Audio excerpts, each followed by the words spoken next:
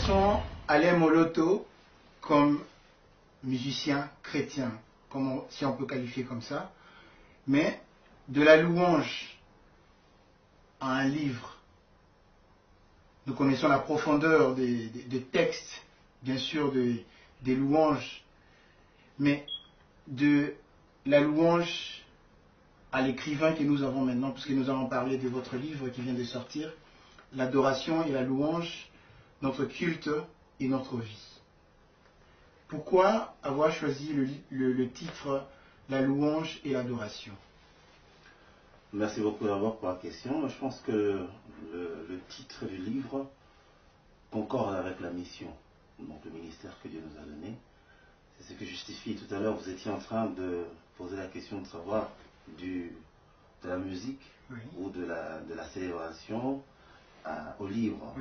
Mais je crois que ce sont des éléments qui concourent à l'exercice du ministère, à l'appel que Dieu nous a donné, parce que lorsqu'il y a une mission, il y a aussi un message qui suit. C'est-à-dire que tout s'enchevêtre, comme on dit, une sorte d'arabesque où les couleurs s'entremêlent pour donner quelque chose d'assez compact, d'assez solide, parce que c'est dans le chemin de l'accomplissement du ministère que Dieu nous a donné.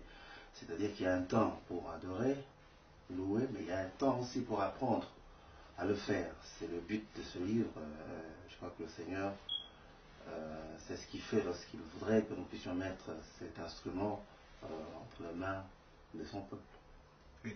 Et la louange et l'adoration, est-ce que l'adoration c'est juste les chants ou c'est au-delà des chants? Parce que je vois le sous-titre ici, notre culte et notre vie.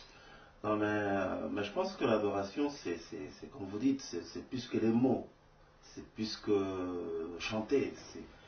Le Seigneur n'a pas dit dans sa parole, l'heure vient où le Père cherche les vrais musiciens qui font la musique en esprit et en vérité. Dieu ne cherche pas les musiciens ou les chanteurs, Dieu cherche les adorateurs, les vrais. Donc il y a une définition à chercher en dehors du simple fait de chanter.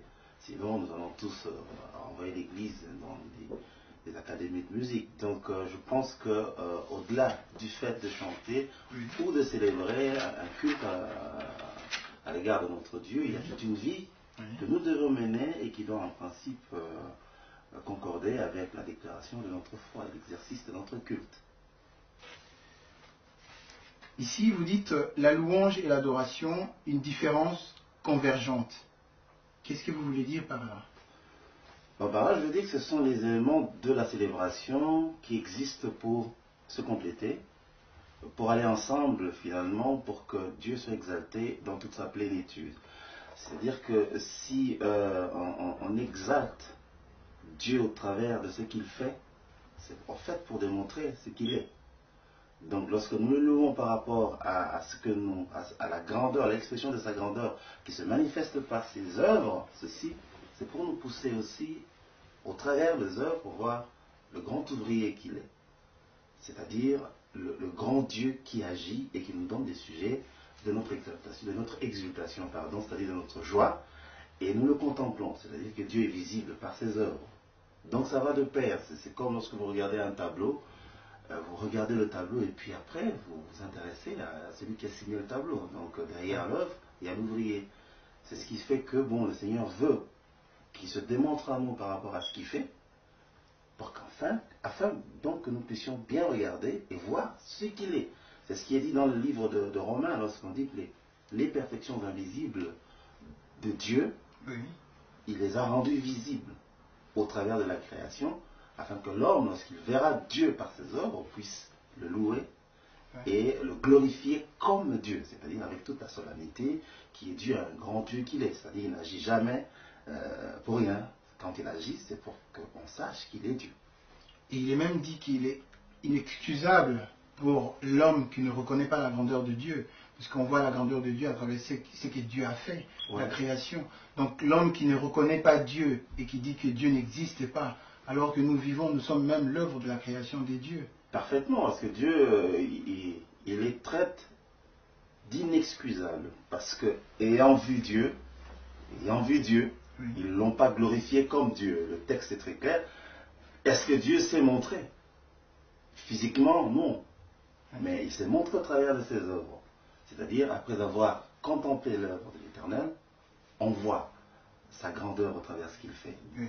Ce qui revient à dire que lorsque Dieu agit, il répand sur ce qu'il fait, sur ses œuvres, la splendeur de sa grandeur. Et on sait voir ce que Dieu a fait par rapport à ce qui n'est que le fruit d'une œuvre humaine. On sait dire que cet homme, il parle de la part de Dieu, et là, ça peut être ses pensées. On sait voir, c'est pourquoi nous disons, en lingala, nous le disons bien, bisika leki, atika kabilemo. C'est-à-dire, quand Dieu passe, vous sentez que Dieu est passé là, il a laissé ses traces.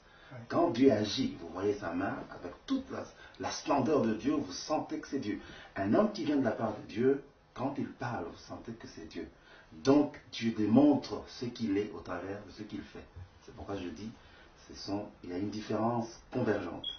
C'est-à-dire, ça va ensemble pour finalement démontrer que c'est le même Dieu qui agit et qui veut se montrer à nous pour que nous puissions toujours avoir des sujets de louange et surtout une expression d'adoration qu'il lui faut. Et si nous commençons la première partie de votre livre sur la louange. Donc la louange, c'est la première étape. Nous commençons d'abord par contempler la grandeur de Dieu au travers de sa création, tout ce qu'il a créé, tout ce qu'il a fait. Et à partir de là, nous pouvons louer Dieu pour tout ce qu'il a fait. Donc c'est la première étape de notre rencontre avec notre Dieu. Commencer d'abord par contempler et louer par rapport à ce qu'il a fait. Oui, parce que l'histoire de Dieu avec l'homme commence par la découverte par l'homme de ce que Dieu a fait. C'est-à-dire Dieu a terminé de créer et puis il a amené l'homme à l'existence. C'est-à-dire quand l'homme arrive à l'existence, il trouve que Dieu a déjà accompli tout ce qu'il devait accomplir. Finalement, l'homme était la dernière œuvre de l'Éternel. Il arrive dans un environnement déjà aménagé par le Seigneur. Dieu a mis toute sa splendeur pour aménager un cadre qui devient assez glorieux pour l'homme. Et quand l'homme arrive à l'existence, il constate qu'il y a un créateur. J'aimerais rapidement quand même revenir sur ce passage de Romains, parce que c'est important pour nous. Romains 12. J'aimerais lire le... non, Romains 1er, pardon. Romains 1er, j'aimerais lire le verset 19. La Bible dit, car ce qu'on peut connaître de Dieu est manifeste pour eux, Dieu le leur ayant fait connaître. En effet, les perfections invisibles de Dieu, sa puissance éternelle et sa divinité se voient comme à l'œil nu depuis la création du monde quand on les considère dans ses ouvrages. C'est-à-dire que la première expression de Dieu pour se faire voir à l'homme, c'est au travers de ses œuvres. Mais le Seigneur dit, ils sont donc inexcusables, car ayant connu Dieu, ils n'ont point glorifié comme Dieu. Dieu n'est pas descendu physiquement pour dire aux hommes, voici ce que je suis. Non, Dieu a simplement étalé sa splendeur sur l'œuvre qu'il a faite, sur la création, afin que quand l'homme regarde bien, il voit qu'il y a la main de Dieu derrière. C'est pourquoi Dieu s'indigne. Il dit non, ils sont inexcusables parce que, ayant connu Dieu, ils ne l'ont pas glorifié comme Dieu et ne lui ont point rendu grâce. Nous n'avons pas de raison de ne pas rendre grâce à Dieu quand nous voyons pourtant que Dieu agit. Mon frère, j'aimerais vous dire que le fait que nous dormions la nuit et que nous nous réveillons le matin, ce n'est pas le fruit de notre capacité. C'est pas parce que nous avons l'habitude de le faire que nous le faisons. Non, Dieu contrôle toutes choses. Il renouvelle sa bonté pour nous chaque matin. Il renouvelle notre souffle de vie chaque matin. Et je pense qu'en conséquence, chaque homme conscient de son existence devrait rendre grâce à Dieu. Donc, en quelque sorte, si je vois l'ordre de la création, Dieu commence par tout créer et il crée l'homme à la fin. Donc l'homme ne peut pas s'approprier la création puisqu'il a contemplé, quand il est venu, il a vu que tout a été créé déjà. L'homme constate une merveille que Dieu a répandue. Et ce constat, c'est pour un but, parce que Dieu n'est jamais sans agir et n'agit jamais sans accomplir. Il y a toujours un but derrière chaque action que Dieu mène, même si on ne le comprend pas encore. Il y a toujours des raisons évidentes et qui sont divines, qui poussent Dieu à agir dans un sens tout comme dans l'autre. Ce qui fait que l'évidence même parle. Quand on regarde bien, on voit. Et je pense que Dieu a tout fait pour qu'il trouve sa place dans la vie de l'homme et que chaque fois qu'il y ait un renouvellement de la conscience, dans la conscience de l'homme, de la présence de Dieu. Il faut que l'homme sache que Dieu est réel. Et qu'à tout moment, Dieu agit. Et parce que Dieu agit, et que ses faveurs se transmettent en moi et pour moi, eh bien, je dois leur rendre grâce. C'est pourquoi il s'établit une alliance entre Dieu et nous. C'est pas pour rien que nous sommes là, et c'est pas pour rien que Dieu existe. Nous devons savoir pourquoi nous existons. Et si je peux me permettre, et vous, en tant que quelqu'un qui loue Dieu, comment vous pouvez définir la louange? Bon, en un mot, la louange, c'est simplement la réaction de l'homme à la sollicitude paternelle de Dieu. C'est une réaction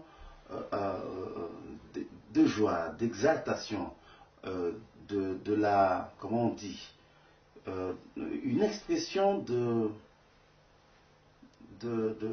reconnaissance par rapport à ce que Dieu fait et qui est pour nous une faveur, mais peut-être pas méritée parce que nous sommes le résultat de la grâce. Voyez-vous, donc lorsque nous répondons à ça, nous louons le Seigneur, c'est-à-dire nous exprimons sa grandeur au travers ses réalisations en notre faveur. En fait, c'est comme ça que nous définissons la louange. Ouais. Si nous allons dans la page 24, à quel moment faut-il louer Dieu? Oh, là, c'est pas la question. Moi, je pense qu'il faut louer Dieu en toutes circonstances. C'est à tout moment qu'on doit louer Dieu parce que la main de Dieu est toujours en action. Là, je vois la page 24. Oui. La page 24, c'est juste la fin. Ici, la Bible, vous avez dit, nous lisons la Bible dans Psaume 73, 26, 73, 26. Ma chair et mon cœur peuvent se consumer. Dieu sera toujours le rocher de mon cœur et mon partage. Et là, l'intitulé, c'est que nos épreuves ne retiennent jamais nos louanges. Oui, là, j'étais en train de montrer comment nous devons louer Dieu lorsque tout va bien, mais aussi comment nous devons louer et pourquoi nous devons louer Dieu lorsque rien ne va. C'est-à-dire apporter à Dieu notre louange pendant des moments de joie, c'est tout à fait normal. Lorsque Dieu agit, la réaction normale, c'est merci Seigneur, c'est le louer pour ce qu'il a fait. Et je crois que ça, c'est par réflexe aussi que nous réagissons comme ça. Lorsque vous me faites du bien, je vous dis merci Jean-Claude. Ça, c'est naturel. Tout à fait naturel. Mais au-delà de ça, il y a quand même des moments assez difficiles qui nous accompagnent tous les jours de notre vie parce qu'il n'y a pas que la joie. Il y a un temps aussi pour pleurer. Mais lorsque les douleurs nous assaillent, je crois que nous avons aussi l'obligation de louer le Seigneur lorsque nous traversons nos épreuves. C'est ce que le psalmiste ici est en train de dire. Il est en train de dire ma chair peut se consumer. C'est-à-dire, je peux arriver au point de perdre même ma vie. Mais Dieu restera toujours le rocher de mon existence. Je crois que c'est un témoignage vibrant de celui qui a établi sa vie pour rendre grâce à Dieu, pour étaler son cœur devant la splendeur de Dieu et reconnaître en Dieu la source de sa bienfaisance. Donc rien ne peut retenir une louange qui est l'émanation d'un cœur qui vit pour Dieu, même lorsque la personne traverse les moments les plus difficiles, les moments les plus douloureux, les épreuves qu'on ne peut justifier que par le fait que Dieu permet certaines circonstances douloureuses.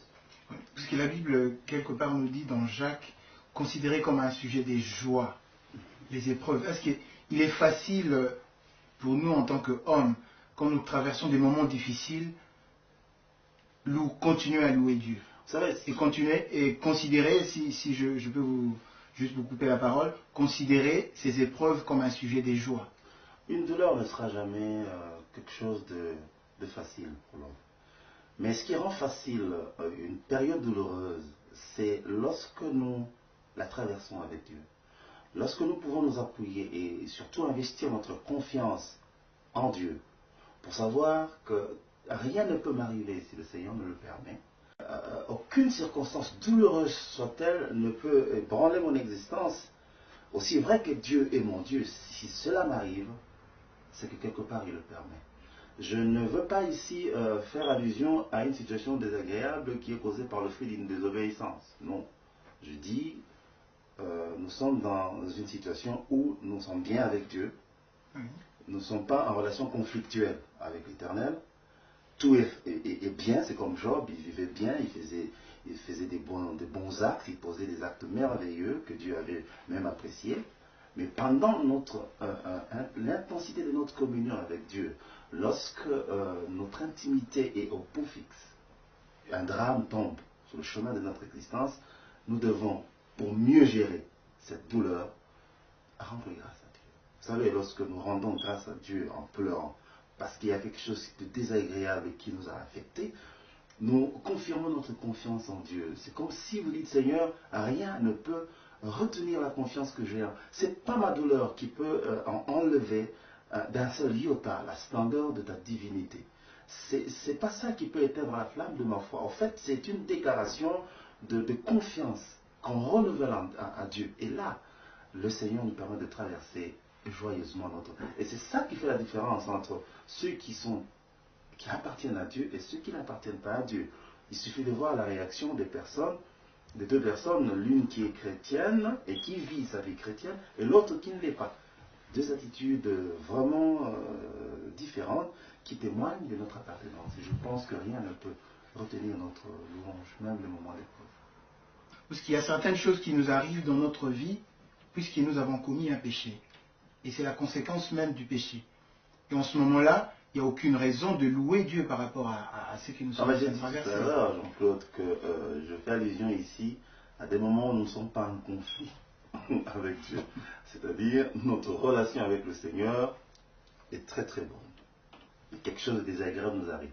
Mais attendez, lorsque dans votre conscience, vous reconnaissez que vous avez quelque part péché, et que les douleurs ou les épreuves ou disons les conséquences de votre péché vous poursuivent, ne dites pas Seigneur merci pour ce qui m'arrive. Non. Vous n'avez vraiment pas intérêt à louer le Seigneur pour des effets et conséquences désagréables de votre péché. Humiliez-vous, demandez pardon à Dieu et faites un nouveau départ avec le Seigneur. Ça n'a rien à voir.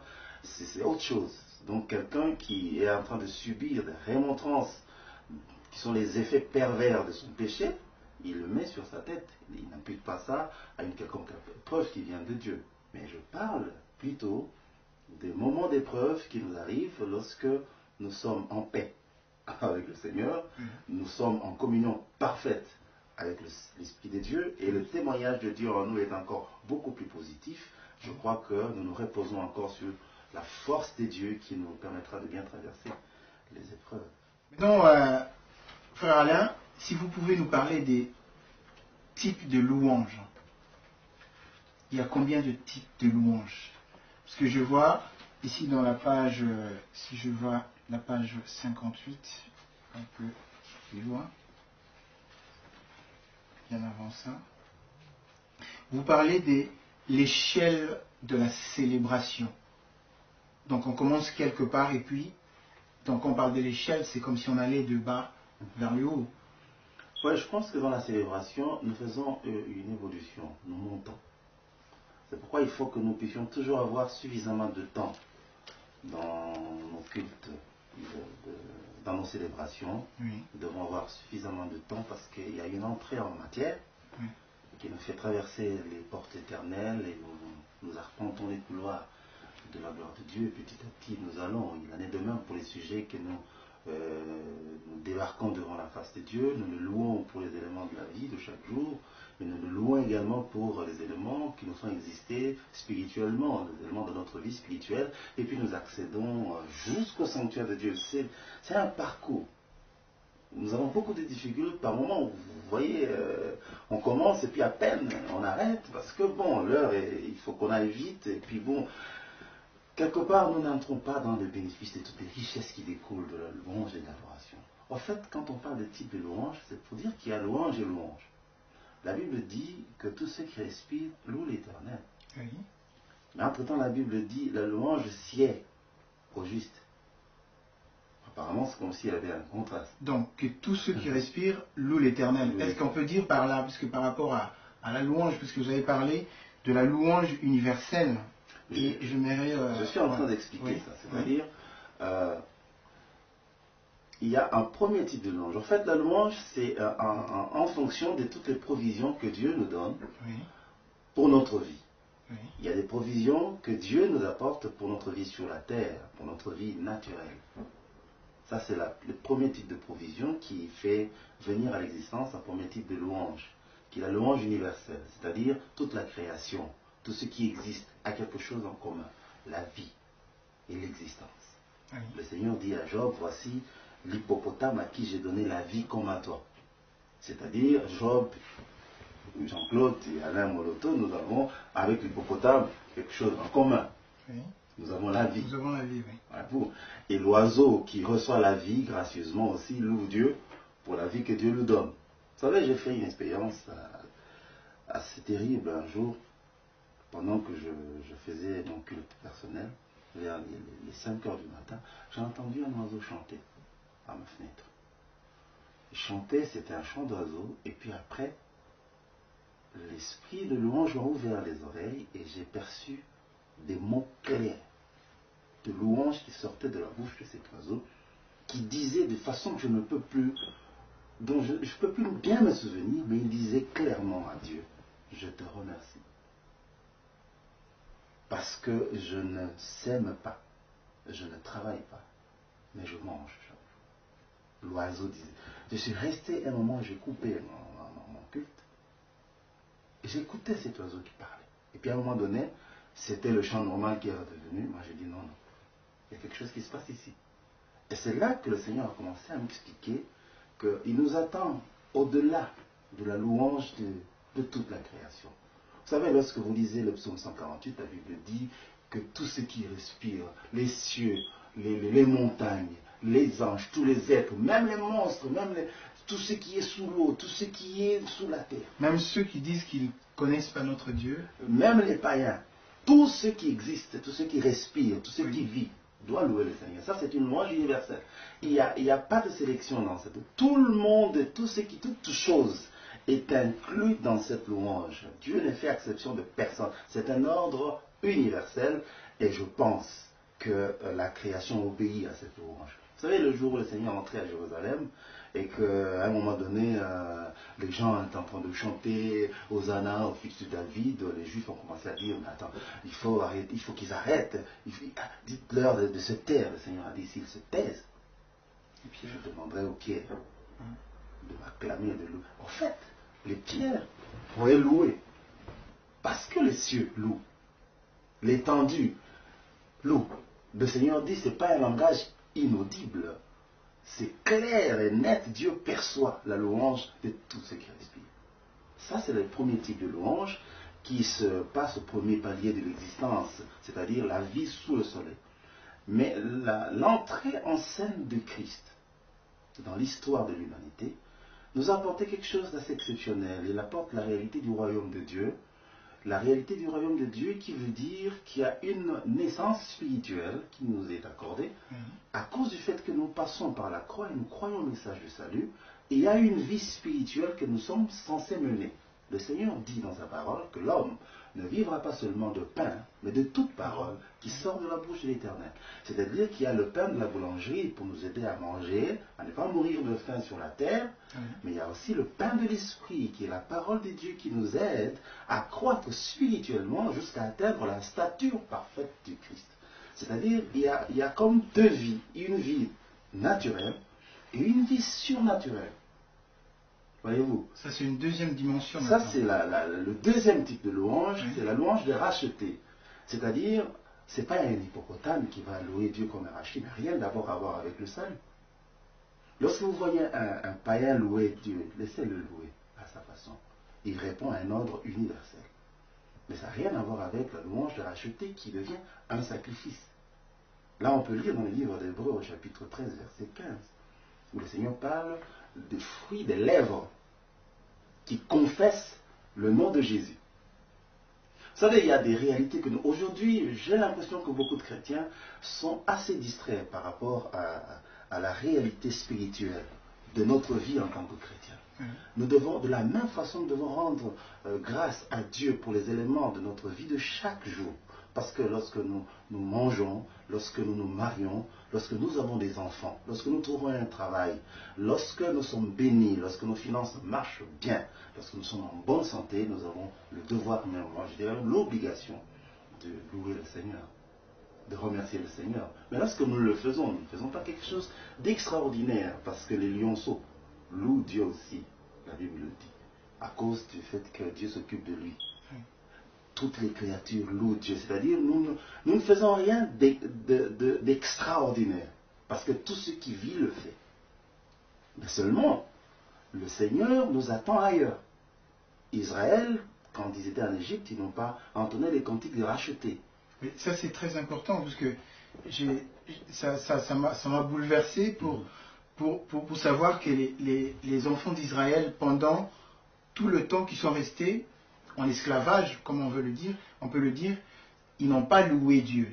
Ils n'ont pas loué. Mais quand ils ont quitté l'Égypte pour aller vers la terre promise, c'est là qu'ils ont loué Dieu. Quand ils ont traversé la mer, c'est comme notre identification au baptême par les eaux, c'est-à-dire à la nouvelle naissance qui nous fait accéder à une autre vie.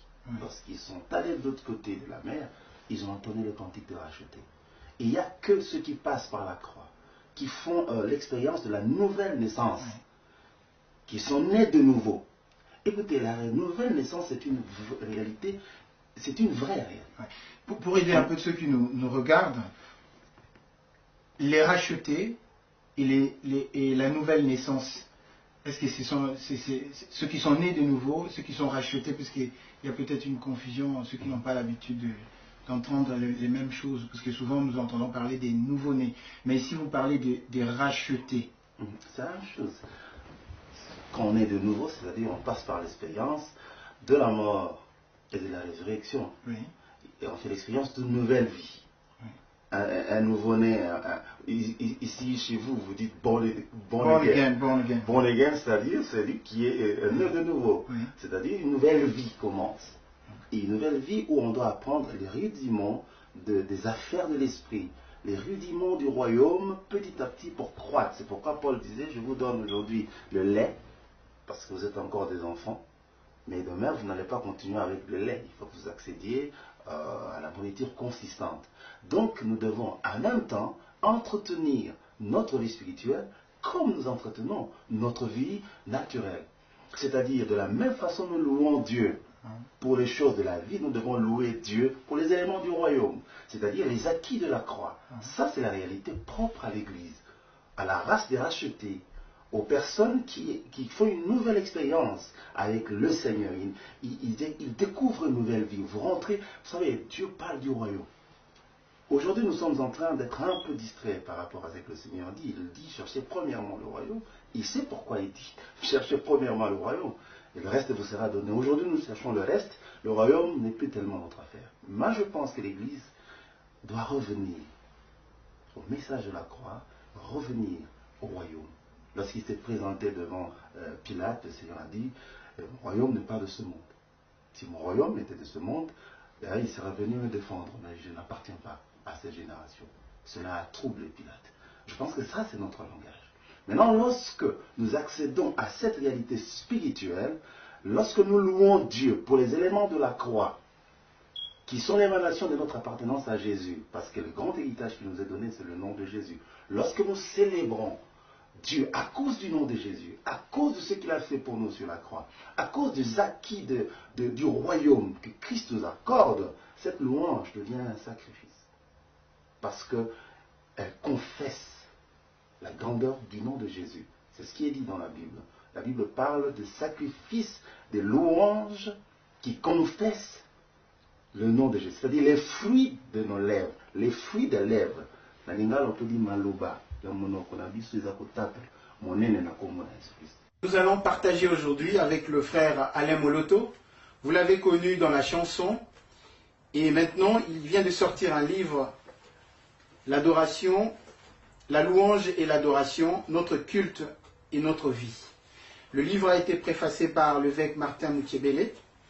Je vais juste prendre un petit extrait. Nous avons l'impression que Alain Moloto puise son inspiration dans ce contact contemplatif des dieux et dans cette relation d'un fils avec son père. Ça, c'est juste pour commencer. D'où vous vient l'inspiration? Parce qu'aujourd'hui, nous allons parler de la louange et l'adoration.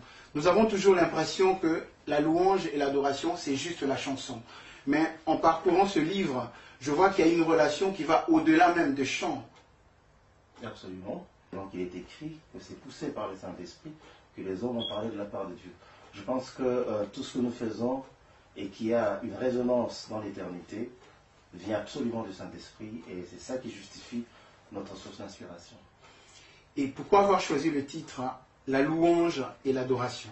C'est pas que j'ai choisi le titre, mais le titre est fonction de la mission que Dieu nous a confiée et je pense que je ne fais que refléter très haut l'écho d'une vie intérieure que j'exprime par cette mission, c'est-à-dire par ce ministère de louange et d'adoration.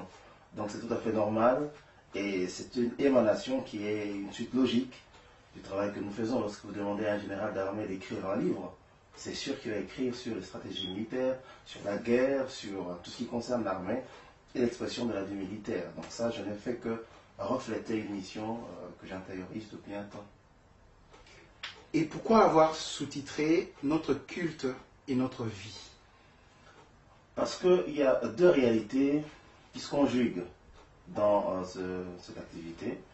C'est au-delà de l'expression de notre culte ou d'une activité de célébration que nous rendons à notre Dieu, c'est donc une vie que nous devons absolument consommer tous les jours de notre existence.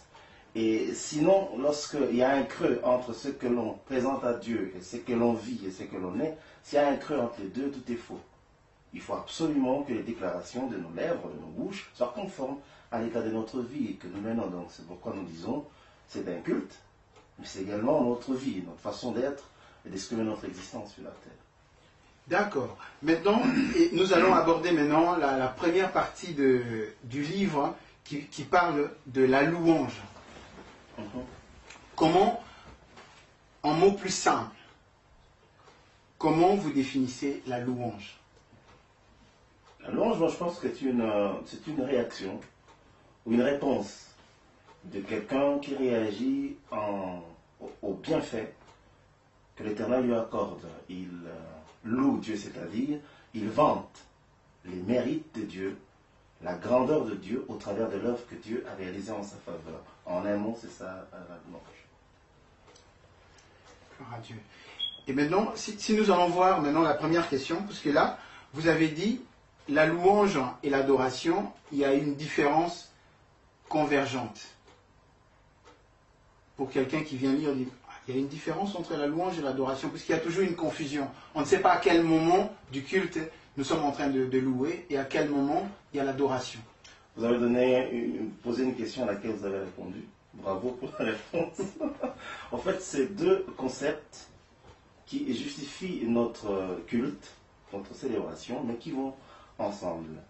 Nonobstant certaines nuances entre les deux concepts et que c'est justifié par le fait que dans la louange, nous exprimons à Dieu vraiment notre remerciement, notre reconnaissance par rapport à ce qu'il a fait pour nous, et que dans l'adoration, nous allons un peu plus dans la contemplation de sa personne, de sa grandeur par rapport à ce qu'il a fait.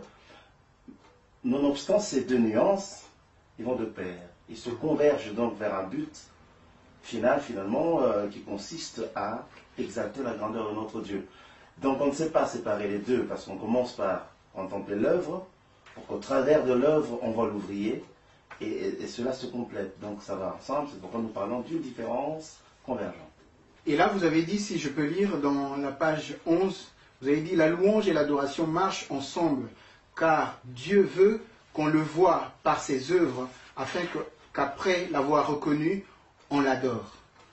Absolument, je pense que même le Seigneur Jésus-Christ, à un moment donné, il a fait recours à ses œuvres, pour que son auditeur puisse réellement comprendre ce qu'il est, c'est-à-dire au-delà de ce qu'il disait, il voulait présenter aussi ce qu'il faisait, pour qu'on sache qui il est effectivement. Il a dit aux disciples de Jean, asseyez-vous, je vais travailler. Il a commencé à travailler, il a guéri les malades, il a ouvert les yeux, et puis finalement il leur a dit, allez dire à Jean-Baptiste ce que vous avez vu, certainement ce que vous avez entendu aussi. Donc Dieu utilise son œuvre pour qu'au travers de ses œuvres, il se présente lui-même. C'est comme lorsque vous contemplez un tableau, et puis après, vous voulez quand même savoir qui a signé le tableau. Donc finalement, vous découvrez le peintre qui a présenté le tableau. Donc on ne peut pas partir de l'œuvre sans aboutir à l'ouvrier. C'est ainsi que Dieu n'agit jamais pour rien. Quand Dieu fait une œuvre, c'est que quelque part, il veut démontrer sa grandeur. C'est ainsi que tout concourt à la gloire de Dieu. Tout ce qui se présente pour la gloire de Dieu. Tout ce que Dieu fait, il le fait pour sa gloire.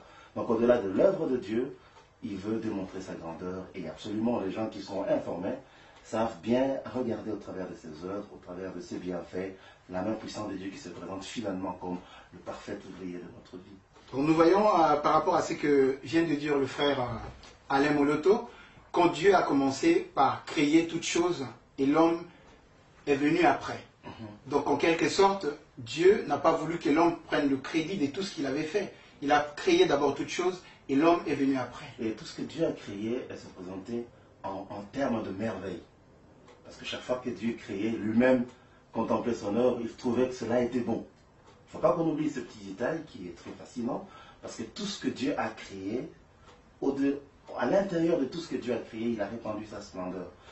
De telle manière que lorsqu'on regarde bien ce que Dieu a fait, on voit qu'il y a une main puissante qui est derrière, on voit qu'il y a la grandeur de Dieu qui s'exprime. C'est la raison pour laquelle l'œuvre même de la création témoigne de la grandeur de Dieu. La Bible déclare dans le livre de Romains, au premier chapitre, je crois vers le verset 19, que les perfections invisibles de Dieu, Dieu les a rendues visibles au travers de l'œuvre qu'il a créée, afin que l'homme puisse le glorifier et le louer. Donc tout ce que Dieu fait, il apporte la marque de sa divinité sur son œuvre pour que l'éclat de sa grandeur soit visible. Donc ces perfections invisibles deviennent visibles. Lorsqu'aujourd'hui quelqu'un est conduit par le Saint-Esprit, quelqu'un parle par le Saint-Esprit, on voit Dieu parler. On sent que c'est différent de lorsque quelqu'un utilise son intelligence pour parler. C'est ça la différence en fait. Et Dieu au milieu des hommes, que les hommes sachent que Dieu est Dieu et qu'on l'adore. Et si Dieu est au milieu des hommes, il doit œuvrer en tant que Dieu, pour qu'au travers de ses œuvres, on le célèbre. Donc le but final du fait que Dieu trouve sa place au milieu des hommes, c'est pour amener les hommes à contempler sa grandeur et à le célébrer. On commence dans le temps, on traverse le seuil du temps pour encore l'adorer dans l'éternité. Puisque vous avez cité Romains 1, 20, nous voyons qu'il est dit, il est inexcusable pour quelqu'un qui ne reconnaît pas la grandeur des dieux. Je crois que nous connaissons seulement le péché impardonnable, mais ici on parle de l'inexcusable. L'inexcusable par le fait que Dieu s'est présenté, mais en dépit du fait que Dieu s'est présenté, les hommes ont été indifférents à la grandeur de Dieu manifestée par ses œuvres. La Bible dit, elles ne l'ont point glorifié comme Dieu et ne lui ont point rendu grâce. Par contre, nous voyons des gens qui se cramponnent sur les œuvres de Dieu pour commencer à les adorer. On a vu des gens adorer le soleil, il y en a qui adorent la lune, il y en a qui adorent des arbres, tout ça, et ça. Et Dieu dit, ils sont inexcusables, parce qu'ayant connu Dieu, ils n'ont pas glorifié comme Dieu. Comment est-ce qu'ils ont connu Dieu? C'est par les œuvres que Dieu a présentées. Aujourd'hui, l'humanité est unanime sur le fait que, au-delà de la création, il y a un parfait créateur. Même tous les savants qui nous ont précédés, ils ont constaté finalement qu'il y a un grand Dieu qui existe au-dessus de tout. Ouais. Donc, en quelque sorte, au travers de la création, la création prouve même l'existence des dieux. Parce que nous contemplons la grandeur de Dieu par rapport à ce que nous voyons l'inexplicable, puisque quand nous voyons tout ce qui existe, la terre, le soleil, la lune, tout ce qui existe, est-ce qu'il n'y a pas un génie derrière? Puisque nous voyons la technologie qui évolue, nous voyons qu'il y a des savants derrière.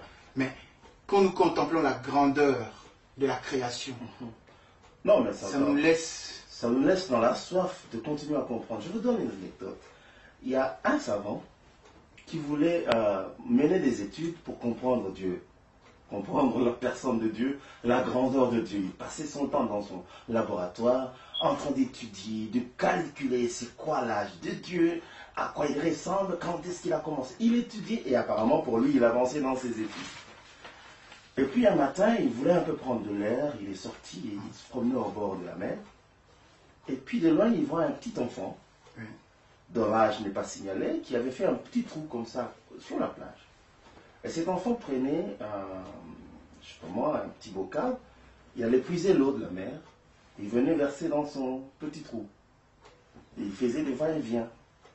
Et cet homme a regardé cet enfant avec beaucoup d'admiration, mais avec un peu aussi de rire, parce qu'il disait, mais c'est quoi cet enfant? Qu'est-ce qu'il veut? Et puis il s'avance vers l'enfant. Alors, petit enfant, ça va? Il regarde lui, ça va très bien, monsieur. Et puis il continue, il va prendre de l'eau, il met dans son petit trou. Et à quoi vous jouez? Il dit, je ne joue pas, je voudrais simplement prendre toute l'eau qu'il y a ici, mettre dans mon trou. Et l'enfant continue.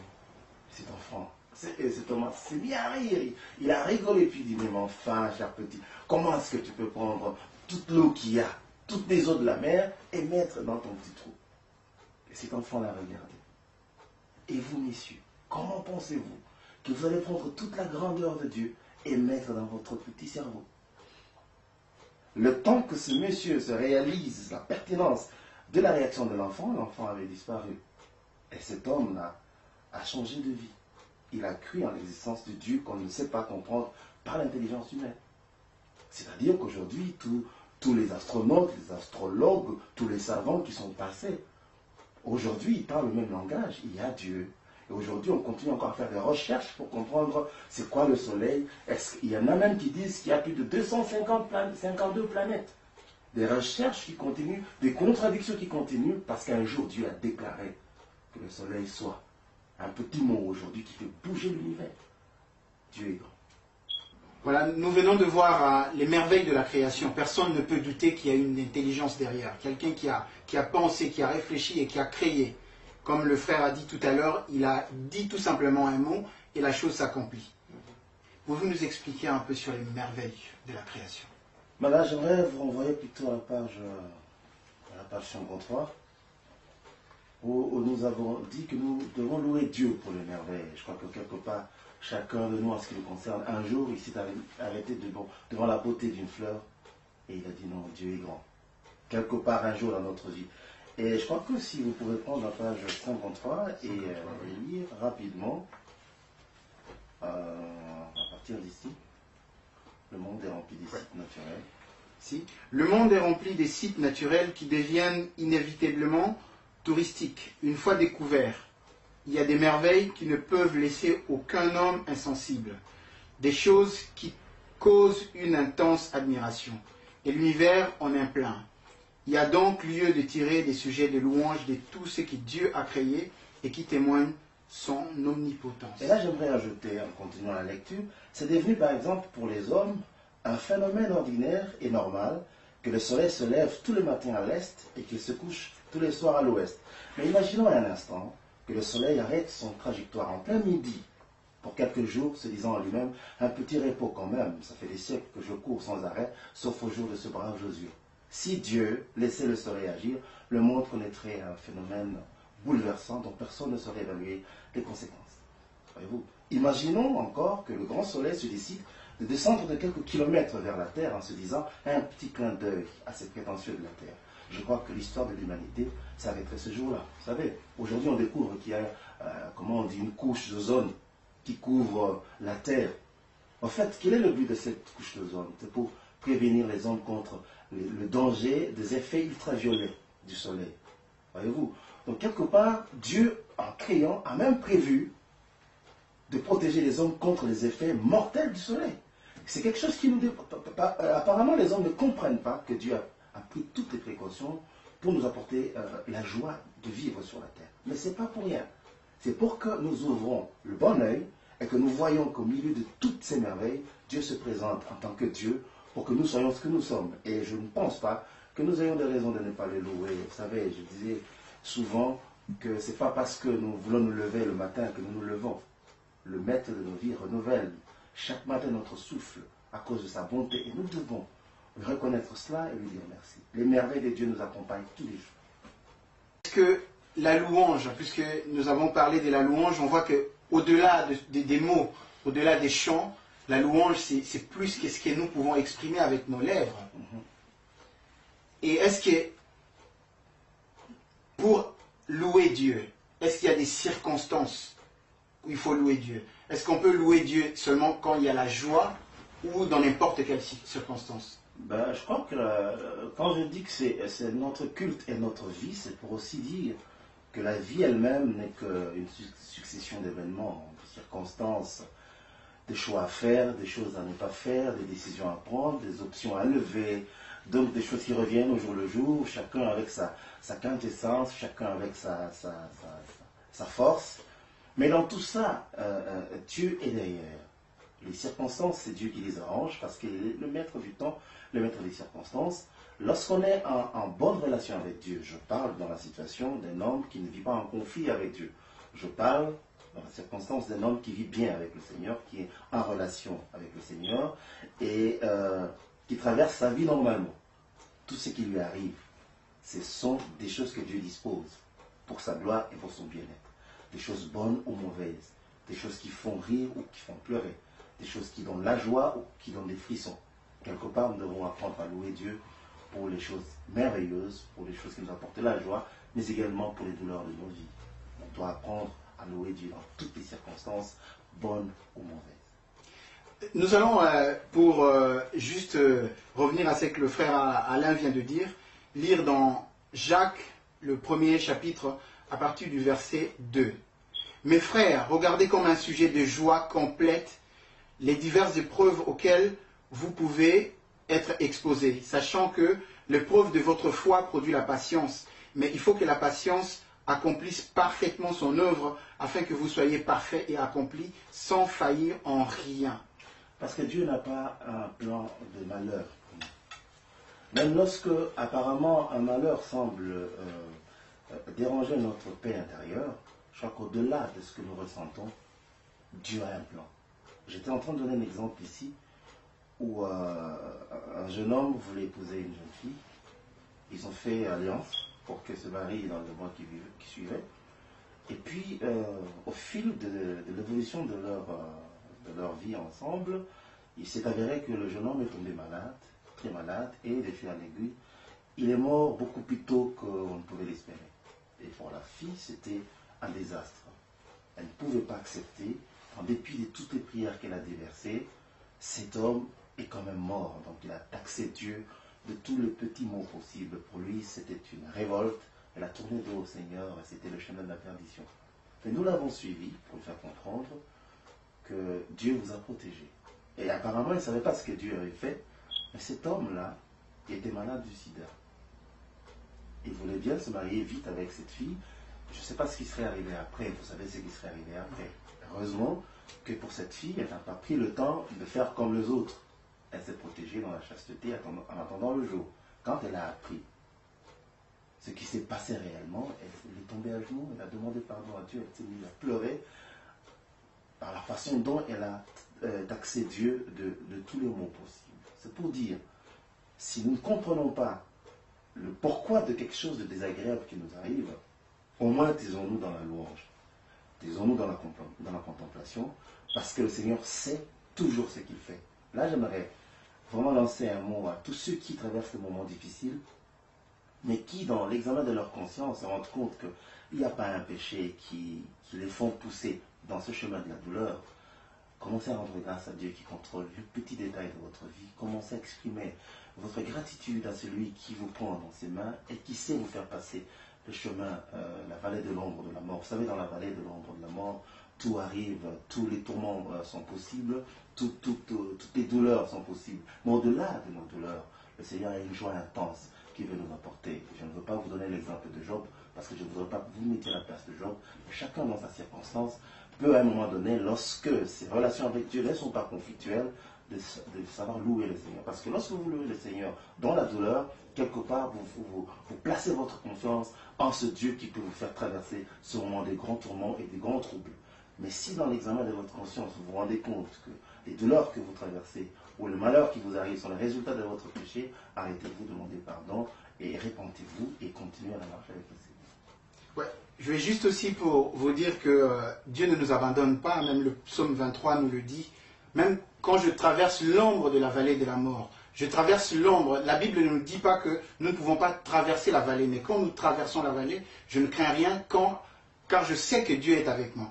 Donc, en toutes circonstances, c'est sûr, et j'aimerais aussi parler à nos jeunes qui ne sont pas encore mariés, l'exemple que notre frère a donné tout à l'heure, si Dieu n'avait pas protégé, si cette fille ne s'était pas protégée avant le mariage, qu'est-ce qui serait arrivé? Donc, nous voyons qu'en toutes circonstances, si nous sommes fidèles et nous gardons la parole de Dieu qui nous dit qu'on ne peut pas avoir de relation avant le mariage, voilà, cette sœur, elle a été sauvée tout simplement puisque elle aimait son fiancé, mais elle ne savait pas au-delà de ce qu'elle pouvait voir, ce que Dieu avait prévu pour elle. Donc, c'est vraiment très important pour nous de comprendre que même dans toutes les circonstances de la vie, il est le maître des temps et des circonstances. Dieu est toujours là pour nous venir en secours. Frère Alain, vous avez dit, si nous prenons la page 24, vous avez dit que nos épreuves ne retiennent jamais nos louanges. Et là, vous avez cité le psaume 73, 26. Ma chair et mon cœur peuvent se consumer. Dieu sera toujours le rocher de mon cœur et mon partage. Un passage merveilleux. J'ai beaucoup aimé ce passage et j'ai été vraiment pénétré par la force et la puissance de ce verset que Asaph est en train de dire, parce que c'est lui l'auteur de ce psaume. Il dit, ma chair et mon cœur peuvent se consumer. C'est-à-dire, je peux aller jusqu'au bord du trépas, au bord de la mort. Mais Dieu sera toujours le rocher de mon cœur et mon partage.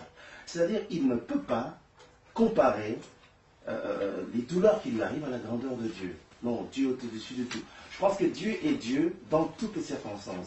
Il n'y a pas des circonstances qui éteignent la flamme de sa grandeur ou qui réduisent sa splendeur en tant que Dieu. Non, Dieu reste Dieu, même lorsque tout semble péricliter, lorsque tout semble aller à la fin, lorsque le trou semble s'ouvrir sous nos pieds. Dieu reste Dieu. Et c'est ce que nous disons lorsque nous chantons en lingala, on le dit bien,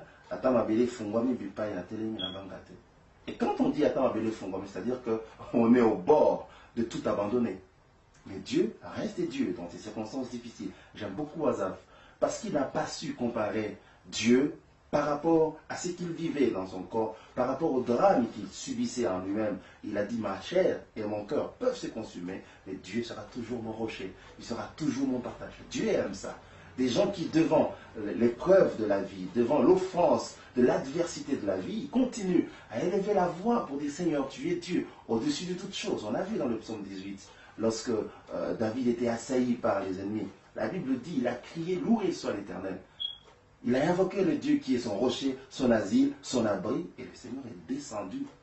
Le Seigneur a ouvert les yeux de David, il a vu comment Dieu descend pour répondre à la louange qui est exprimée dans la douleur. Quand la louange est exprimée dans la douleur, c'est une preuve de confiance terrible vis-à-vis de Dieu qui peut changer les circonstances, qui peut faire en sorte que le piège devienne un passage par lequel on passe la tête haute. Gloire à Dieu, ça c'est puissant. Et là, vous avez parlé aussi de l'apôtre Paul, dans sur le pas de Jésus. Et vous dites sur la page 25, acte 21, 10, 14, que faites-vous en pleurant et en me brisant le cœur? Je suis prêt non seulement à être lié, mais encore à mourir à Jérusalem pour le nom du Seigneur. Que la volonté du Seigneur se fasse. Et cette volonté du Seigneur, ce n'était pas la joie. Non, parce qu'il y a une prophétie qui avait été dite sur place, que le propriétaire de cette ceinture sera ainsi lié à Jérusalem. Et tout le monde disait à l'apôtre Paul, il ne faut pas aller à Jérusalem, sinon on va vous arrêter. Il dit non, je n'ai pas peur d'être arrêté. Même plus, je suis prêt à mourir pour le nom du Seigneur. Et derrière les liens, parce qu'il est allé effectivement à Jérusalem, il a été arrêté. C'est-à-dire, le fait que Dieu lui a fait montrer ce qui viendrait avant n'a pas, comment on dit, réduit la flamme de son amour envers le Seigneur. Il a dit, je suis prêt non seulement à me laisser arrêter, mais je suis prêt à mourir. Quelqu'un qui est prêt à mourir, on peut l'arrêter, ce n'est pas encore un problème. Il est allé à Jérusalem, on l'a arrêté. Parce que derrière le lien de Paul, comme nous disons, il y avait le salut de Rome. Il est allé jusqu'à Rome parce qu'il a demandé de voir le grand chef. Il est allé jusqu'à Rome et après, il a annoncé l'évangile romain. Quand nous lisons l'épître de Paul aux Romains, mais comment est-ce qu'il est arrivé à Rome? C'est sous les liens. Les liens peuvent être aussi un moyen de Dieu pour accomplir son plan. Écoutez, lorsque le plan de Dieu ou les intérêts de son royaume exigent un petit malheur dans votre vie, Dieu passera par ce petit malheur. Mais soyons partenaires avec Dieu. Lorsque nous sommes partenaires avec Dieu, au moment de nos douleurs, souvent nous traversons ces douleurs en chantant. Vous savez, c'est Dieu qui a prévu il y a eu d'abord les ténèbres sur la surface de la terre avant que la lumière ne vienne. C'est Dieu qui a prévu qu'on sème en pleurant, mais qu'on récolte avec beaucoup de joie. Pourquoi est-ce qu'on veut éliminer la première partie et garder la deuxième partie? Donc il faut comptabiliser les deux temps. Le premier temps où on pleure, il y a un temps. Il y a toujours un temps qui vient après le moment de pleurs. Nous avons sémé des pleurs, mais nous récoltons l'immense joie que rien ne peut retenir. C'est pourquoi les hommes qui ont beaucoup pleuré dans la vie, regardez bien. La vie de ceux qui ont beaucoup pleuré, qui ont beaucoup trimé dans la vie, regardez, ils vivent dans la gloire aujourd'hui. Lorsque vous regardez quelqu'un qui exprime sa joie et qui est devenu une source de bénédiction pour les autres, fouillez bien dans sa vie, quelque part, il a beaucoup souffert. Et aujourd'hui, le Seigneur veut nous apporter par ses enseignements un moyen sûr pour traverser nos épreuves en qualité de vainqueur. Vous savez, vous regardez vos épreuves de là où Dieu le voit, et ils sont tout petits. Quelqu'un qui voit les épreuves en face, elles sont grandes. Mais lorsqu'on voit les épreuves de là où Dieu les voit, elles sont tout petites comme ça, et on passe. Et moi j'aimerais revenir un peu à ce que vous avez dit. Quelque part dans le livre dit juste au début, vous avez parlé d'une expérience personnelle où vous étiez dans une situation humiliante.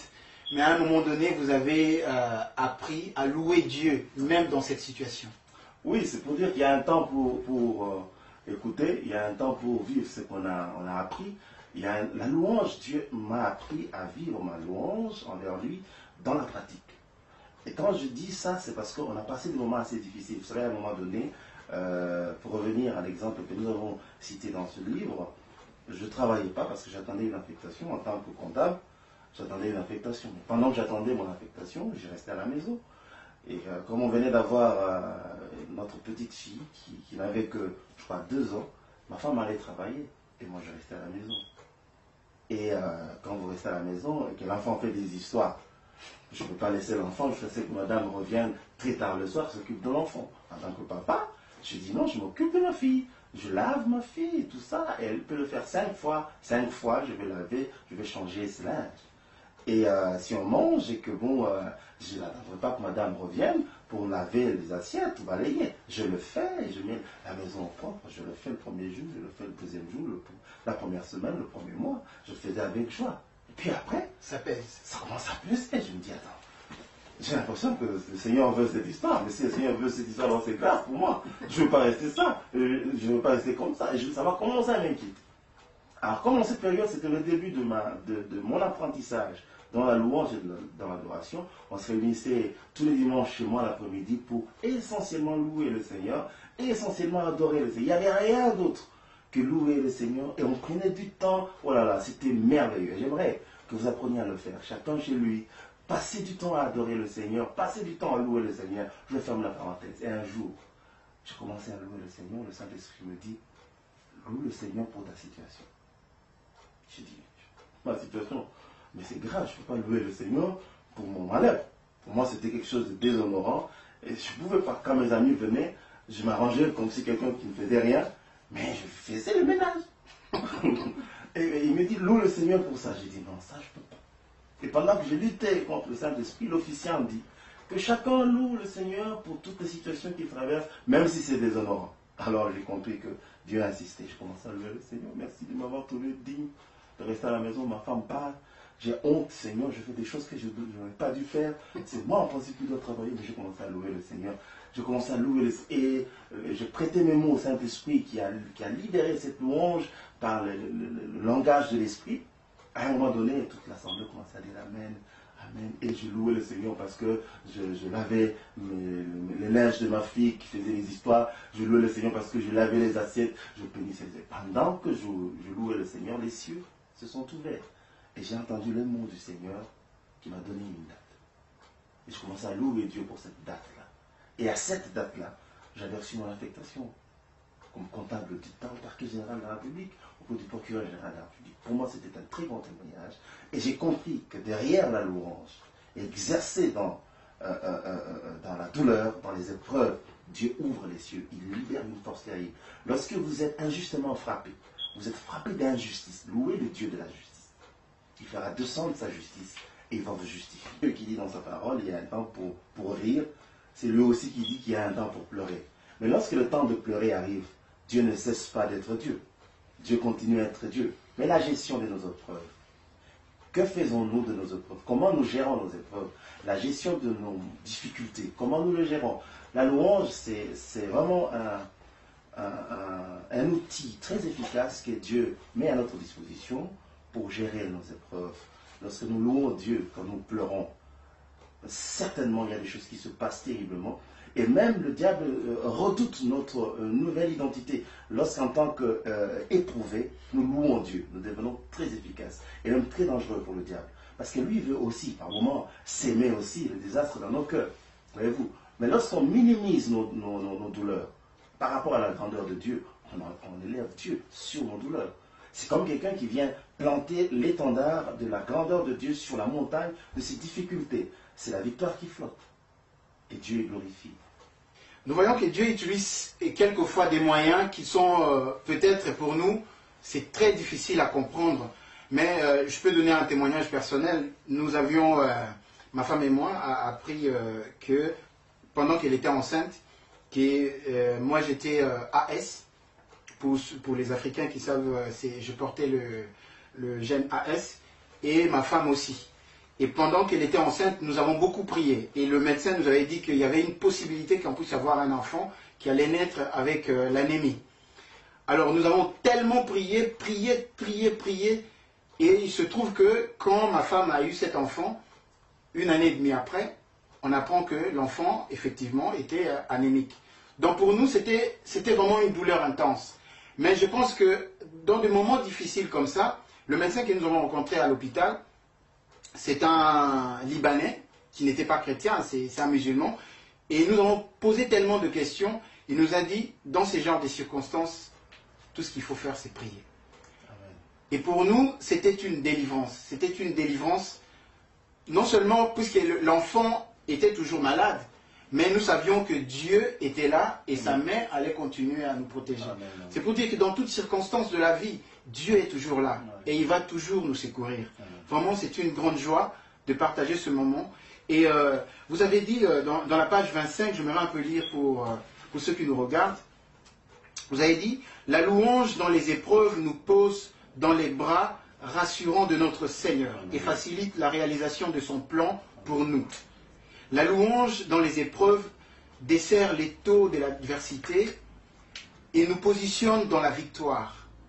La louange dans les épreuves ouvre les cieux pour nous permettre de voir les choses d'en haut. Vraiment, c'est merveilleux. Donc, vous aurez le temps de lire, parce que nous ne pouvons pas lire jusqu'à la fin, mais c'est merveilleux que dans les épreuves, Dieu trouve le moyen de pouvoir nous approcher. Oui, là, nous disons que la louange dans les épreuves pose notre tête sur la poitrine du Maître et fait reposer nos cœurs dans l'éclat de sa gloire. Dieu aime ça. Dieu aime être Dieu dans toutes les circonstances. Et vous savez, dans beaucoup de circonstances douloureuses, beaucoup relâchent. Dans leur amour, ils faiblissent. L'éclat de leur amour faiblissent par rapport à Dieu. Et ils ne sont pas dignes devant le Seigneur parce qu'à un moment donné, ils ont regardé plus à leur douleur, ils ont pensé que Dieu était incapable de les sortir de là. Moi, je pense que la meilleure façon de minimiser nos douleurs, c'est de louer Dieu sur la grandeur de nos douleurs. Elles ne sont pas grandes, elles ne sont pas si éprouvantes qu'on peut le croire. Dieu est grand au-dessus de tout. Dieu est au-dessus de toutes nos douleurs. Il est grand au-dessus de toutes nos imperfections. Lorsque nous lui exprimons notre reconnaissance dans sa grandeur, nos douleurs, c'est un chemin par lequel nous passons et nous passons bien et vite. Maintenant, nous passons à la formulation de la louange. C'est la page 30. Quelle est la bonne manière de formuler à Dieu notre louange? D'abord, il faut identifier les œuvres de Dieu. Savoir d'abord ce que Dieu a fait. Parce que vous ne pouvez pas louer Dieu comme ça dans le vide. Il faut savoir ce que Dieu... Par rapport à toute la révélation de sa grandeur que la Bible nous donne, au-delà de ce qui est écrit dans la Bible, chacun de nous a une page d'histoire qu'il écrit tous les jours avec Dieu. Moi, j'appelle ça la louange authentique, où nous entrons vraiment dans notre communion avec le Seigneur, dans notre contact régulier, journalier avec le Seigneur.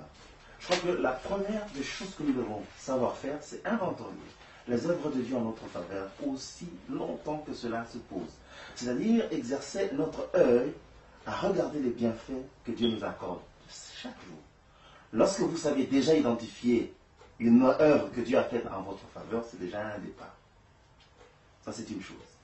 De deux, bien contempler C'est pourquoi la Bible parle de contempler. Et le psalmiste invite tout le monde à contempler les œuvres de Dieu. L'aspect contemplation nous fait entrer dans... Vous savez, regarder et contempler, c'est deux choses différentes. Quelqu'un qui regarde, c'est comme un regard passager. Et puis c'est fini. Il a regardé, il a vu, et puis c'est fini. Mais quelqu'un qui contemple, il va au-delà du simple fait de regarder, il va dans l'intimité et dans la profondeur. C'est pourquoi on voit toujours la main glorieuse de Dieu qui se lève devant une œuvre qu'il a faite. Et on sait commencer à proclamer sa grandeur. Parce que chaque circonstance accorde à Dieu le nom de sa grandeur qui est adapté à cette circonstance. Quand Dieu te délivre, il est le Dieu de ta délivrance. Quand Dieu te bénit, il est le Dieu de ta bénédiction. Absolument. Et chaque circonstance revêt un aspect particulier qui donne à Dieu un nom. Et un vrai louangeur, parce que c'est un mot qui existe, le louangeur, il n'y a pas seulement adorateur. Un vrai louangeur, c'est celui qui sait regarder très bien autour de lui, regarder dans sa vie, chaque jour qu'il passe, il voit la main de Dieu, il s'arrête et dit Seigneur, je te loue parce qu'en ce moment, tu réponds à mes besoins. C'est un Dieu qui pourvoit. Vous savez, lorsqu'on est dans le besoin et qu'on voit l'accomplissement de Dieu à la demande de notre cœur, on bénit le pourvoyeur. Le vrai Dieu qui pourvoit nos besoins. C'est pourquoi je dis c'est une vie. C'est une façon pour nous d'exprimer notre marche avec le Seigneur. Il ne faut pas attendre un dimanche venir à l'église louer Dieu superficiellement, comme ce garçon que je connais qui venait louer le Seigneur après avoir bloqué, mémorisé tous les passages de la Bible. Il disait Seigneur, il avait 18 ans. Seigneur, je te bénis, je t'aime Seigneur, je te rends grâce, je te bénis, parce que j'ai été jeune, j'ai vieilli, je n'ai pas vu le Fils abandonné. Non, cet enfant était jeune, il n'avait pas vieilli, donc ce qu'il disait, il ne comprenait pas. Mais lorsque nous rentrons dans notre vie de chaque jour, nous regardons bien, nous verrons la main de Dieu qui nous accompagne. Et les bons louangeurs, ce sont ceux qui savent bien contempler les œuvres de Dieu et en chaque circonstance relever le nom que Dieu revêt dans chaque circonstance et le louer. C'est comme ça que moi je pense qu'on peut commencer déjà à publier. Et la publication de la louange, en fait, c'est dire aux autres ce que vous croyez que Dieu a fait pour vous, ce que vous avez vu Dieu faire en votre faveur, la main de Dieu que vous avez vu agir avec puissance au milieu. Dieu aime ça. Le psalmiste a appelé les gens, il a appelé les rachetés, il a appelé les justes. Venez, je vais raconter ce que Dieu a fait pour vous. C'est pourquoi même, il y a un moment donné, il s'arrêtait, il s'adressait à son âme, il dit, mon âme, loue l'Éternel. Et n'oublie aucun de ses bienfaits. Ce sont des passages que nous lisons comme ça, en passant. Mais il dit, n'oublie aucun de ses bienfaits. Dieu est à l'œuvre, mon frère. Et j'aimerais vous dire que Dieu est à l'œuvre. Et si vous voulez être un véritable partenaire de Dieu dans votre marche, sachez reconnaître ce que Dieu fait pour vous. Le plus petit qui vous croit être petit n'est pas une petite œuvre. C'est une œuvre de l'Éternel qui vaut la peine d'être célébrée, publiée, racontée. Et nous devons raconter à tous ceux qui peuvent nous entendre. Si vous pouvez diffuser à tous ceux qui peuvent lire. Si vous pouvez éditer tout ce que vous pouvez faire dans le but de publier la louange de Dieu, faites-le. Quand vous publiez la louange, Dieu va encore occasionner les occasions pour vous de publier encore sa louange. C'est merveilleux. Hein. Je reviens un peu à un de tes textes, de vos chansons. Vous dites, tu t'appelles « Je suis » pour me dire « je sais ». C'est merveilleux. Ce vers, comme on dit, c'est-à-dire cette phrase, est tellement forte que le jour où le Saint-Esprit me l'a soufflé, quand j'en recevais ces cantiques, je suis resté éberlué, comme on dit en français, c'est-à-dire éthéré. Je suis resté sans mots. Le temps pour moi de réaliser la quintessence de la vie qu'il avait déposée dans. Non, mais c'était merveilleux. Et puis après, j'ai commencé à méditer sur ce qu'il venait de me dire. Et c'est à moi maintenant, parce qu'il a dit, je m'appelle, je suis, pour te dire, je sais. Tu vois, moi, je lui ai remis ça. Tu t'appelles, je suis, pour me dire, je sais. C'est-à-dire que lorsque le Seigneur a déposé en moi cette parole, je vous dis tout de suite que je suis tombé sous le poids de cette parole, parce que la vie que cette parole contenait expliquait tout le reste pour moi. Quand il dit, je m'appelle, je suis, pour te dire, je sais, j'ai pris le temps pour moi de consommer d'abord ça pour moi-même, d'abord réaliser ce que le Seigneur disait. Et quand je lui ai rendu cette parole, je lui ai dit, tu t'appelles, je suis, pour me dire, je sais. C'est-à-dire, le Seigneur s'appellera toujours je suis. Jamais ne s'appellera un jour j'étais, ou je serai. C'est-à-dire, il est le Dieu qui nous accompagne aujourd'hui, nos douleurs d'aujourd'hui, nos moments d'aujourd'hui. Quand il dit je suis, pour te dire je sais, C'est pour dire je contrôle toute chose. Je contrôle la situation que tu traverses là. Je sais. Et ce petit mot je sais est tellement rassurant que ça nous fait encore reposer dans ces mains rassurantes et qui nous fait encore progresser davantage au devant. Et que ce soit les épreuves que tu traverseras, sache que je m'appelle je suis. Et cette petite phrase-là est restée accrochée dans mon esprit jusqu'aujourd'hui et ça renouvelle en moi cette force de confiance en Dieu tous les jours, tous les jours. Et quand je commence à le louer, tu es le Dieu qui contrôle toutes les secondes. J'entends encore ces paroles du Maître qui résonnent dans mon cœur. Donc c'est pour répondre aussi à votre question que vous avez apportée au départ, pour dire d'où vient votre inspiration. Au fait, c'est dans ces moments d'intimité où on peut entendre des choses que personne ne peut vous dire, où vous pouvez avoir des contours, des expressions que aucun prof de grammaire ne peut vous apporter. D'abord, lui-même, il dit avant qu'Abraham ne soit, je suis. C'est une faute grammaticale. Mais lorsque vous rentrez dans la grandeur de sa divinité, ce qu'il dit là est vrai. Il est, en dépit des circonstances. Donc, j'aimerais encore une fois nous dire que Dieu est avec nous. Ce n'est pas que Dieu était avec nous, à moins que vous l'ayez abandonné. Mais si vous êtes avec Dieu, Dieu est avec vous. Il prendra toutes vos faiblesses entre ses mains. Il prendra toutes vos imperfections entre ses mains. Parce que personne n'est parfait. Mais Dieu prendra entre ses mains vos imperfections et vous donnera ses perfections de manière à ce que celui qui peut dire je suis faible crie aussi je suis fort. Et nous le disons à Lingala très bien, mais pas inasu qui les a sous-tatés. N'est-ce pas? C'est pas parce que c'est la fin que c'est ma fin. La fin n'est pas ma fin. Parce que celui qui me conduit ne connaîtra jamais de fin. Vous avez dit dans la page 35, la louange cultive l'humilité. Absolument.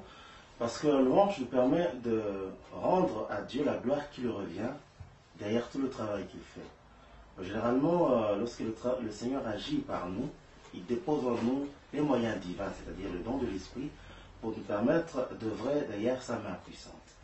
Mais généralement, beaucoup de personnes, par confusion, croient que l'œuvre qui se fait, c'est lui. Beaucoup aujourd'hui ont commencé à s'attribuer, par contre, ce que Dieu a fait.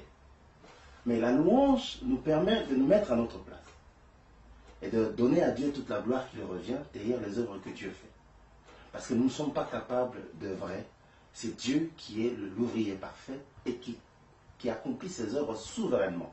Mais je crois que c'est ce que nous pouvons faire. Quand je dis que la louange, c'est une marque d'humilité aussi, ça cultive en nous l'humilité, c'est pour démontrer à tous que ce n'est pas moi qui fais cette œuvre, c'est Dieu qui fait son œuvre.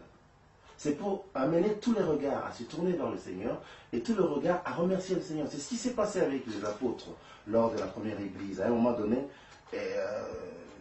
l'apôtre Paul s'est étonné devant les gens qui venaient commencer à leur faire des honneurs. Parce qu'il y a quelqu'un qui ne marchait pas, qui a marché, parce qu'il y en a qui ne voyaient pas, qui commençaient à voir, ils commençaient à venir vers eux.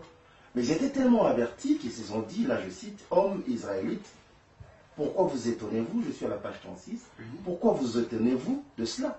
Pourquoi avez-vous des regards fixés sur nous comme si c'était par notre propre puissance ou par notre piété que nous avons fait marcher ce temps? Et puis là, il dit, le Dieu d'Abraham, d'Isaac et de Jacob, le Dieu de nos pères, a glorifié son Seigneur Jésus que vous avez livré et renié devant Pilate qui était d'avis qu'on le relâche. C'est par la foi en son nom que son nom a raffermi celui que vous voyez et connaissez. Donc lorsque nous attribuons à Dieu ses œuvres, nous rendons à Dieu sa gloire pour les œuvres qu'il fait en nous, c'est une façon pour nous de nous humilier devant la main puissante de Dieu et de lui reconnaître sa grandeur, de manière à ce que tous les yeux se convergent vers sa grandeur et que tous les hommes... C'est merveilleux de savoir qu'en toute humilité, nous devons reconnaître devant toutes les circonstances de la vie, même le Seigneur Jésus, quand il était dans le jardin de Gethsémani, pour dire que à un moment donné, c'est plus notre volonté qui doit agir, c'est la volonté des dieux. Parce que le Seigneur Jésus, il a demandé si la coupe pouvait s'éloigner de lui, mais il a dit toutefois, cela ne soit pas selon ma volonté, mais que ça soit selon la volonté des dieux. Donc nous devons reconnaître qu'en toutes circonstances, nous devons toujours rendre grâce à Dieu, puisque sans Dieu, nous ne pouvons rien. Et nous allons voir maintenant, il y a combien de types de louanges, puisque nous parlons de louanges chaque fois en général, mais il y a combien de types de louanges? Nous avons exprimé dans nos études 2 types de louanges. Parce que les 2 types de louanges sont en fonction des 2 natures de provision de Dieu pour notre vie.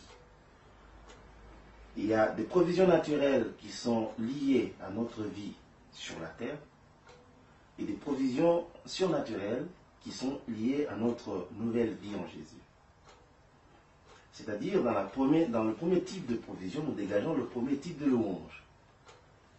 Les provisions naturelles, où tout ce qui vit, tout ce qui existe, reçoit de la part de Dieu. Donc, c'est le premier type de provision que Dieu nous donne pour notre vie sur la terre. Tout ce qui vit, tout ce qui respire, tous les êtres, toutes les créatures qui bénéficient de la part de Dieu, du bonheur de vivre.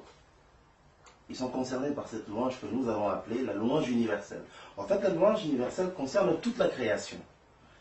Il n'y a aucune créature qui échappe à l'ordre de Dieu qui demande à ce que tout ce qui vit et tout ce qui respire le loue. Loue l'Éternel. Le dernier verset du dernier chapitre très révélateur de ce grand livre sur la louange et l'adoration que le psalmiste nous accorde. Donc nous comprenons dans la louange universelle que toute la création a quelque chose en commun. C'est l'existence et la vie.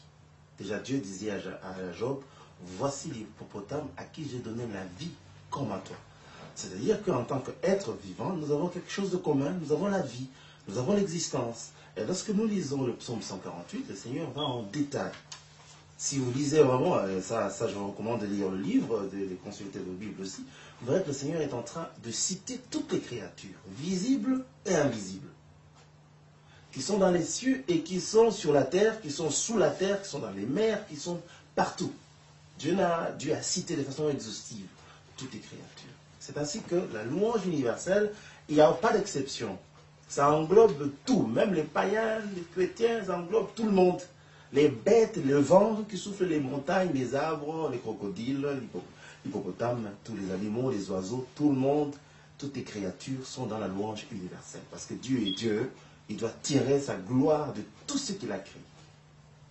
Et les sujets de cette louange, c'est tout ce que la vie nous apporte pour que nous ne puissions pas succomber, pour que nous puissions bien vivre, manger, nous vêtir, travailler, la protection, aller partout, revenir, avoir des enfants, se marier, tous les éléments que la vie sur la terre nous apporte, les éléments naturels pour notre survie, pour notre vie normalement. Et ça, on peut même lire dans les Écritures comment les créatures expriment leur louange à Dieu. Le Seigneur dit, le jour qui passe raconte les merveilles de Dieu au jour qui vient. Donc quelque part, le Seigneur sait récolter toutes les louanges qui fusent de partout, de tout ce qui respire. Ça, c'est le premier type de louange. Je vais rapidement, pour vous laisser le temps. Juste pour citer quelques exemples, quelques sujets des louanges dans la louange universelle. Donc, juste pour citer quelques sujets dans la louange universelle, nous avons la louange est louer Dieu à cause de sa justice, louer Dieu à cause de sa fidélité, je pense que c'est oui. Louer Dieu pour son amour, louer Dieu pour sa sagesse, louer Dieu pour sa puissance, louer Dieu pour sa force, louer Dieu pour son pouvoir, et ça continue. Oui, louer Dieu pour toutes les bénédictions qu'il nous accorde, pour toutes ces merveilles. Donc il y a beaucoup de sujets par rapport à ce type de louange qui nous permettent de reconnaître à Dieu le soutien de notre vie, le rocher de notre existence. Même les païens, Dieu les aime, même s'ils n'aiment pas leurs péchés. Il nous dit qu'il fait lever son soleil sur les bons et les méchants. Je connais l'histoire d'un voleur qui a loué le Seigneur à sa façon. C'est-à-dire, après avoir fait son coup, il a commencé à courir. Il courait parce que la ville était derrière lui. Si on l'avait attrapé ce jour-là, c'était la fin de son histoire. Lui-même ne sait pas comment il s'est échappé, mais il s'est retrouvé vraiment loin de toutes les menaces. Et pendant qu'il respirait, pendant qu'il transpirait, il disait merci Seigneur. Oh Seigneur, merci. Il disait merci Seigneur. Il louait Dieu. C'est un voleur, un bandit à main armée, mais laissez-le louer le Seigneur. Parce que le poisson le fait. Ça, c'est le type de louange universelle où tout le monde est dans la barque de la célébration et de la louange. Mais maintenant, nous accédons à un deuxième type de louange qui est très sélectif et qui concerne notre vie surnaturelle ou notre nouvelle naissance. Parce que nous ne devons pas ignorer la réalité de la nouvelle naissance. Elle existe. La vie spirituelle existe. Surtout pour nous les chrétiens qui sommes nés de nouveau. Nous sommes nés non de la chair et du sang, mais de l'esprit. C'est-à-dire qu'il y a une deuxième vie qui est parallèle à la vie naturelle, la vie spirituelle, qui nous introduit dans les réalités du royaume. Pour accéder à la louange des rachetés, c'est ça le deuxième type de louange, la louange des rachetés. Toutes les créatures ne sont pas appelées à la louange des rachetés. Il n'y a que ceux qui sont passés par la croix, il n'y a que ceux qui ont fait l'expérience de la nouvelle naissance en Jésus-Christ.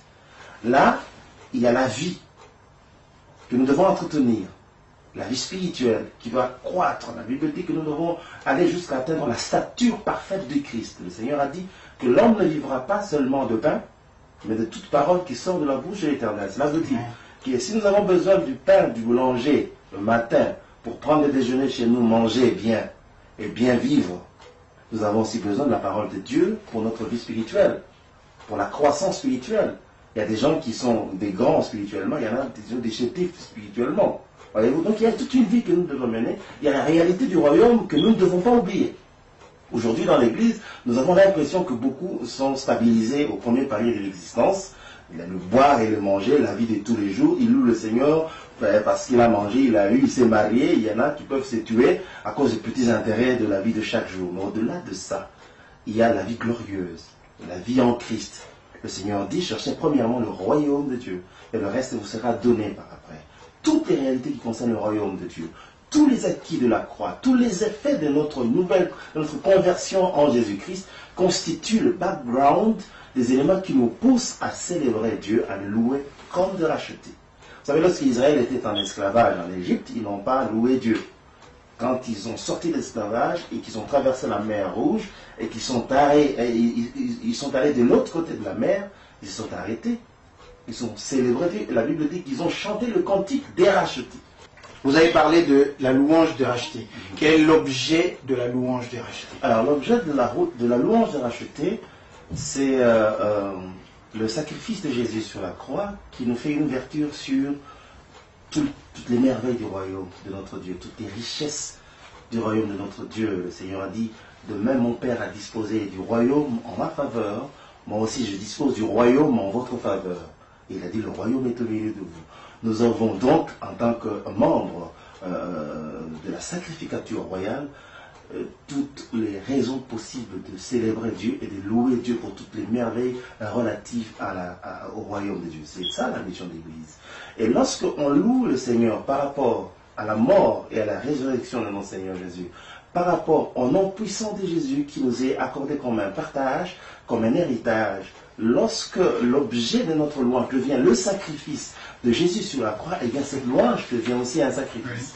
La Bible dit dans le livre d'Hébreux au chapitre 13, verset 15, parle des fruits des lèvres qui confessent le nom de Jésus-Christ. C'est ça la louange qui est un sacrifice, c'est-à-dire le fruit des lèvres qui confessent le nom de Jésus. La Bible l'explique clairement. Mais quand vous dites, souvent vous parlez même dans vos chansons, vous dites les fruits des lèvres. Est-ce que vous pouvez expliquer un peu plus clairement, plus facilement à ceux qui nous regardent? C'est simple, les fruits des lèvres, c'est nos paroles. C'est tout ce que nous disons, c'est tout ce que nous proclamons par notre bouche. C'est ça le fruit des lèvres. C'est pas ce qui vient de la tête, mais ce qui vient du fond du cœur. Non, tout ce que nous sortons de notre bouche. Mais seulement, lorsque tout ce que nous sortons de notre bouche, c'est élever la grandeur du nom puissant de Jésus-Christ, ces fruits des lèvres deviennent un sacrifice.